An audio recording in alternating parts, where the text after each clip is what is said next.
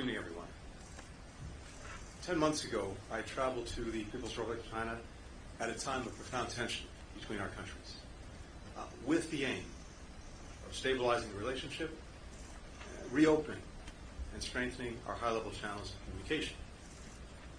Over a series of candid and constructive conversations I had then with President Xi and other senior officials, I made clear our policies and intentions and identified issues of shared interest where we might work together. Those discussions, which were followed by additional senior-level visits and meetings between our governments, helped lay the foundation for a productive summit between President Biden and President Xi in San Francisco at the end of last year. Our leaders agreed on concrete steps to cooperate on issues that matter to our people and matter to the world, and reduce the risk of misunderstanding and miscalculation. In the months since then, we focused intensively on advancing those commitments.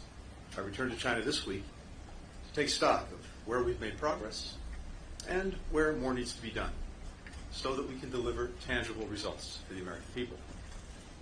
That's been the focus of my meetings over the last 2 days with President Xi, with Director and Foreign Minister Wang, with the Minister of Public Security, Wang, and the Shanghai Party Secretary, Chen Jining. Since the Woodside Summit, we've advanced our cooperation on fentanyl and other synthetic drugs, the number one killer of Americans between the ages of 18 and 45. Specifically, the PRC has issued a public notice to industry. It's taken enforcement action against some companies that produce precursors. Those are the chemical ingredients that make up synthetic drugs. And the U.S. and China have set up a joint counter-narcotics working group to collaborate on policymaking and on law enforcement, and to share technical expertise. Thanks in large part to the working group's efforts, China is providing information to international law enforcement that can be used to track and intercept illicit drugs and their precursors. And our two governments recently agreed to share best practices on closing loopholes in our financial systems that the drug traffickers and other criminal enterprises use to launder money. So this is important progress, but more needs to be done. In my discussions, I underscored the importance of the PRC taking additional action, in particular by prosecuting those who are selling chemicals and equipment used to make fentanyl, meeting its international commitments to regulate all of the precursors that are controlled by the UN Commission on Narcotic Drugs, and disrupting illicit financing networks. Since the Woodside meeting between the presidents, we've also resumed direct military-to-military communications at multiple levels, something that I made a top priority for my meetings in Beijing last year. U.S. and PRC defense officials met for 2 days at the Pentagon in January. Earlier this month, our two countries' air and naval forces held talks aimed at ensuring safer interactions. Last week, Secretary of Defense Austin had his first video call with Minister of Defense Don Chu. Direct, open, clear lines of communication like these are critical to avoiding miscalculations. I'm pleased to announce that earlier today, we agreed to hold the first U.S. PRC talks on artificial intelligence to be held in the coming weeks. We'll share our respective views on the risks and safety concerns around advanced AI and how best to manage them. We also spoke about ways that we can continue to grow people-to-people ties between our countries, particularly educational exchanges. Our governments have a vested interest in creating open and welcoming conditions for these programs, which have long enriched both of our countries. As you know, I had a chance to meet yesterday with a few dozen American and Chinese students who are learning side by side at the NYU Shanghai program, as well as in other joint U.S. PRC university programs in China. I heard how the experience has deepened their knowledge inside and outside the classroom and forged ties that will last well beyond their shared educational experience. While there are more than 290,000 Chinese students in the United States, there are fewer than 900 Americans studying here in China. And that's a significant drop from a decade ago when we had about 15,000 Americans studying here. President Xi said that he wants to significantly increase the number of Americans studying here in the coming years, and that's something that we support.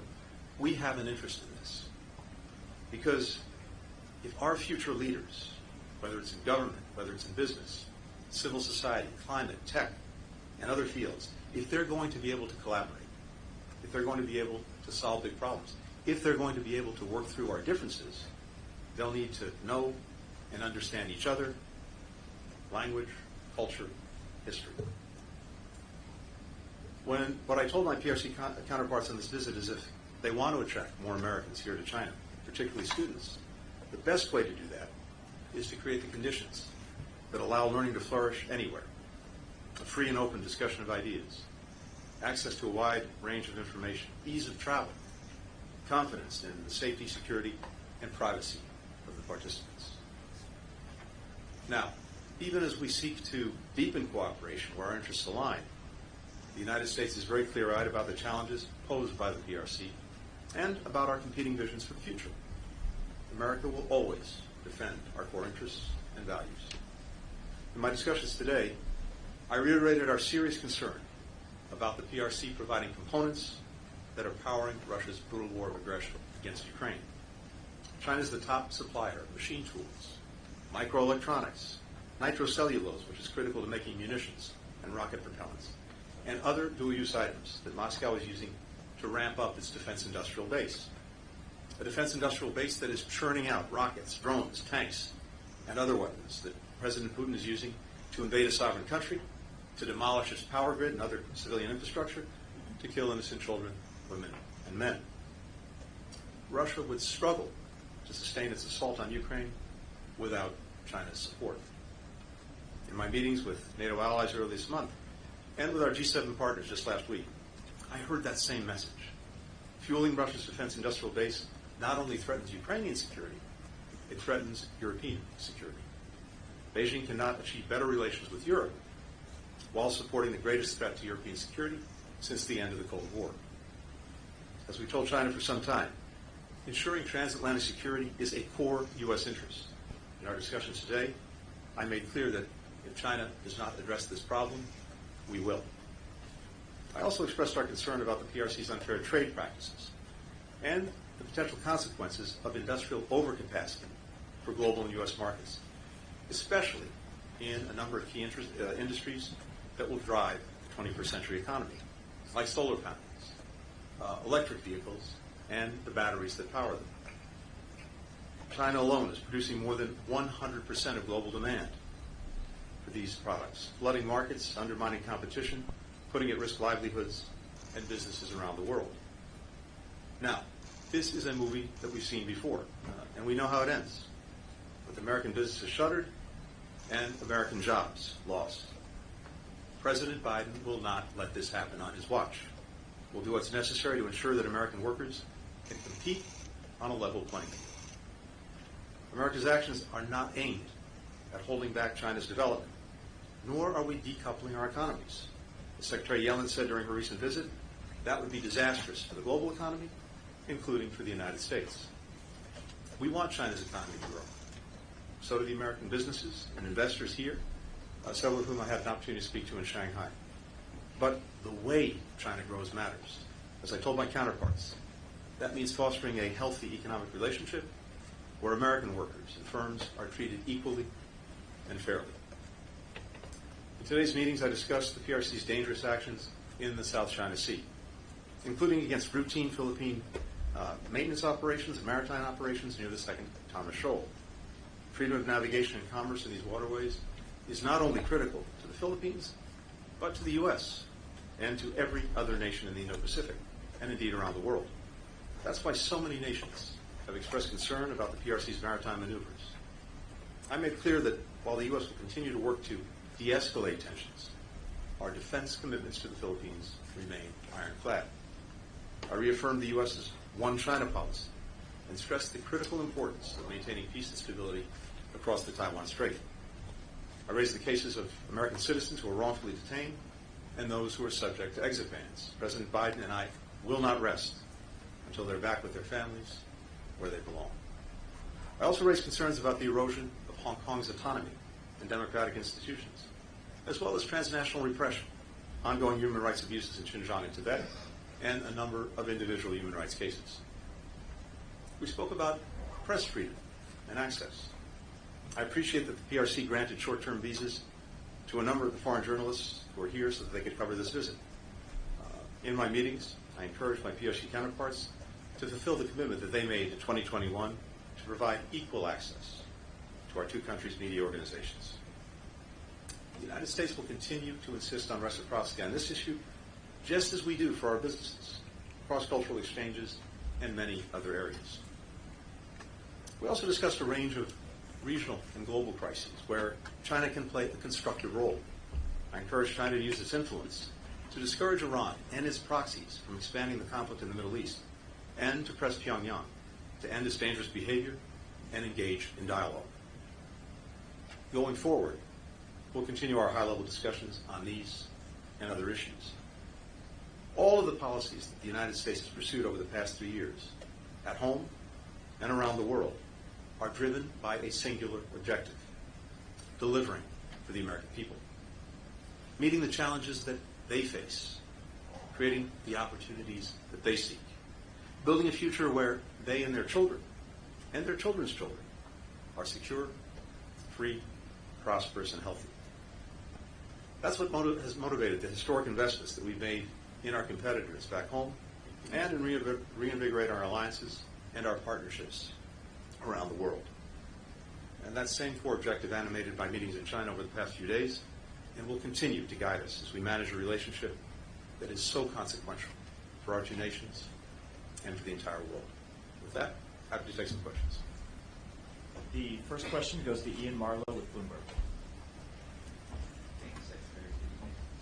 Wang said that the U.S. was taking endless measures to suppress China's economy and warned that growing negative factors could derail the effort by Presidents Biden and Xi to stabilize U.S.-China ties.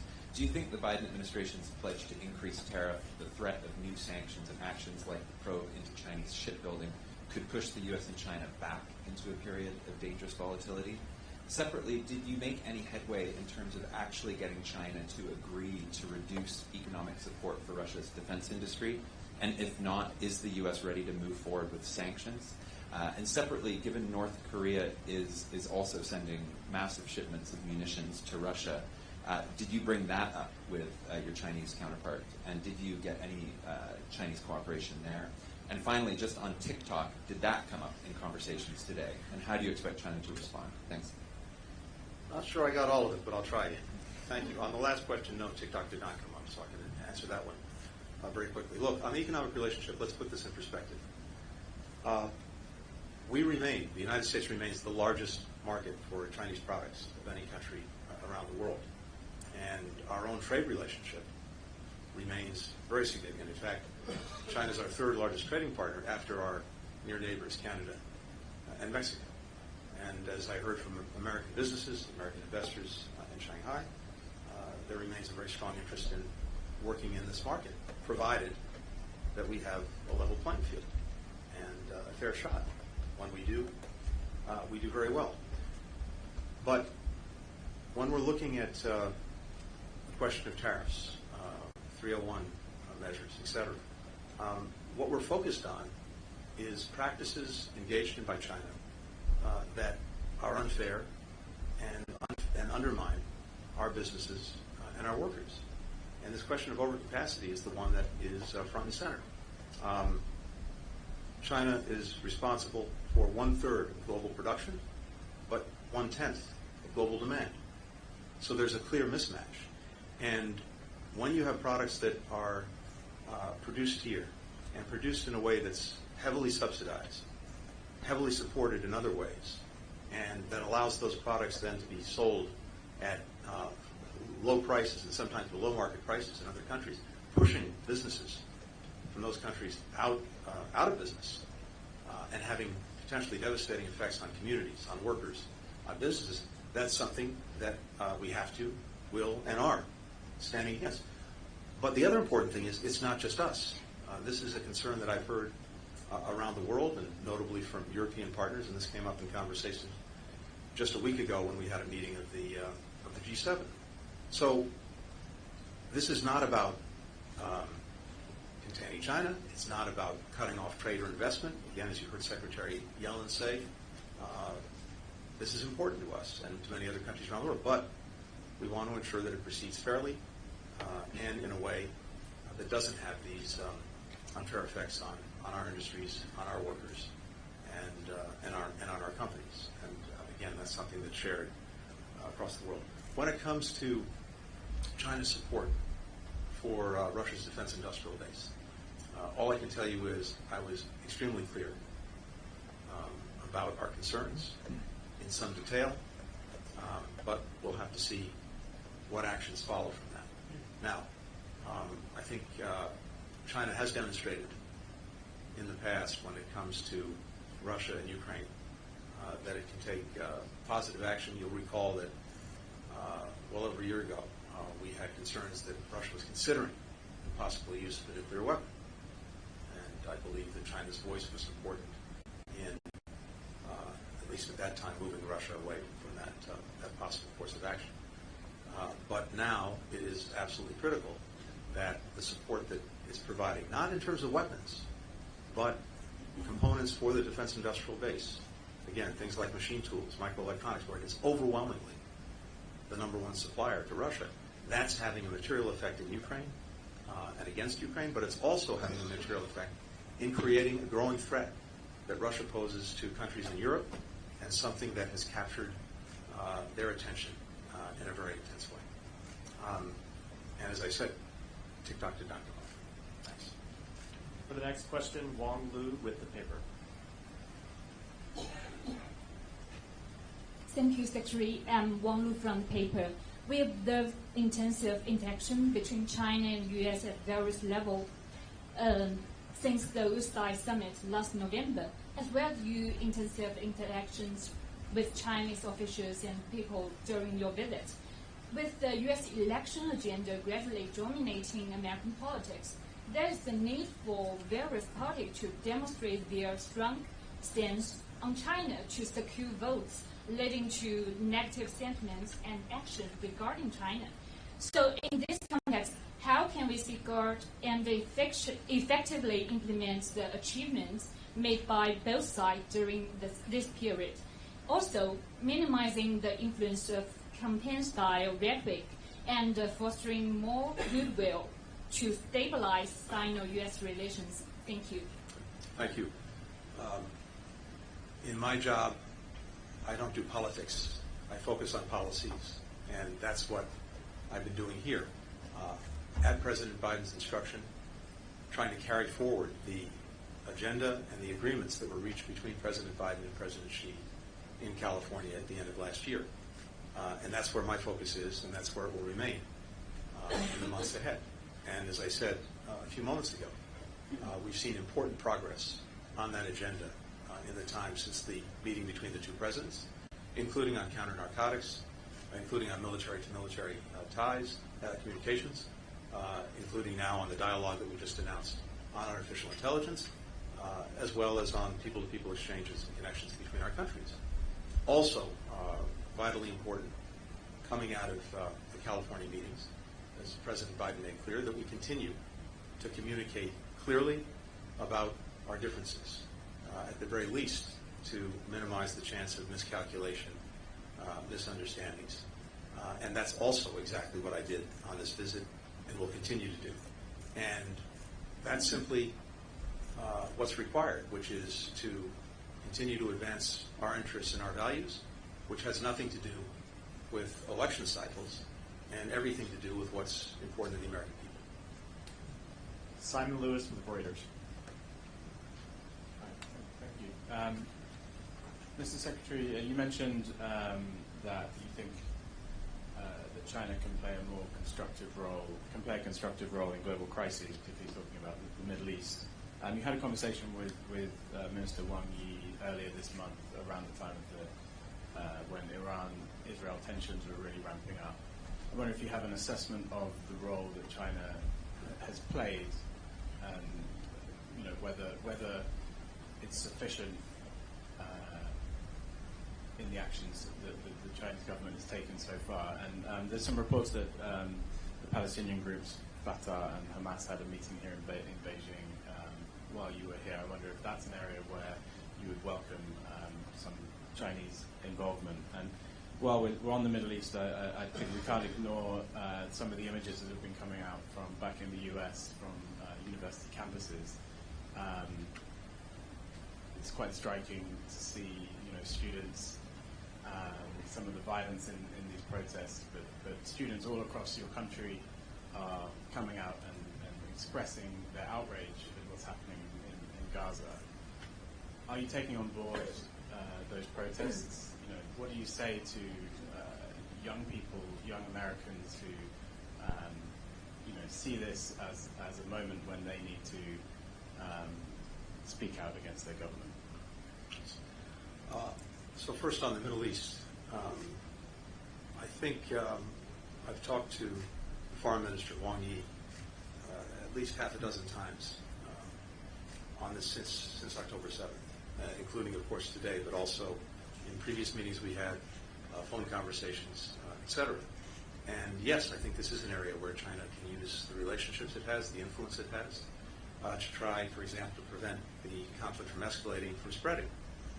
And we had a good conversation when tensions were particularly acute, preceding and then immediately following Iran's unprecedented attack on Israel 10 days or so ago.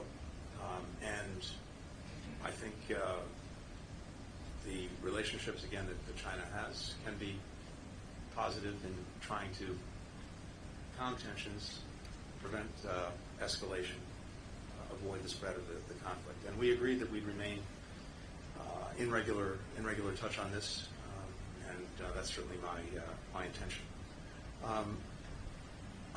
I'm not aware of the meeting you referred to. I think you said between Fatah and Hamas, so nothing to say on that. In terms of the protests back home, look, again, I'm not. It's not my practice to comment on domestic matters, but look, people have strong, passionate feelings about what's happening in Gaza and in the Middle East that I very much understand. And when we see the horrific human suffering and the death of children, women, and men who are caught in this crossfire from Hamas's making, it's gut-wrenching, as I've said before. And we want to do everything we can to bring it to an end. And in our own country, it's a hallmark of our democracy that our citizens make known their views, their concerns, their anger at any given time. And I think that reflects the strength of the country, the strength of democracy. Now, as I've also said before, this could be over tomorrow. It could have been over yesterday. It could have been over months ago. If Hamas had put down its weapons, stopped hiding behind civilians, released the hostages, and surrendered. But of course, it has chosen not to do that. And it is also notable that there is silence about Hamas. It's as if it wasn't even part of the story. But, as I've also said repeatedly, the way Israel goes about ensuring that October 7th never happens again matters profoundly, and we're working every day to try to minimize the damage that's done to innocent people and to make sure that they have the assistance and support that they need. And for the final question, Johannes Neudecker with DPA.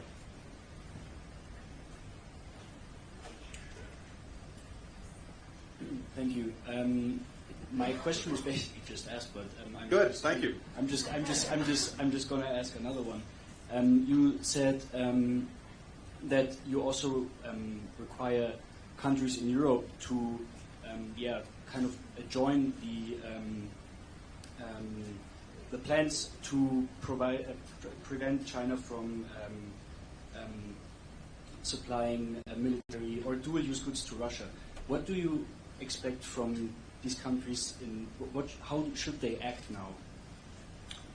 It's not what we expect of them. It's their profound concerns about the actions that Chinese enterprises are taking to support Russia's defense industrial base, because this goes not only to the immediate threat posed by Russia and its aggression against Ukraine, it goes to a medium and long-term threat that many Europeans feel viscerally that Russia potentially poses to them. And so what I heard in my conversations last week, G7 meetings, before that at NATO, was a shared concern about this.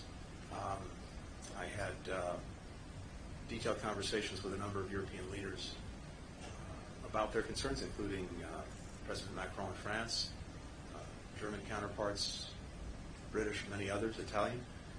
And I think all of us are looking to China to take steps to curb this action. And we're also, as I said, looking at the actions that we're fully prepared to take if we don't see a change. We have, in the case of the United States, we've already imposed sanctions on more than 100 Chinese entities, export controls, etc. And we're fully prepared to act, take additional measures, and I made that very clear in my meetings today. Thank you. Thank you all.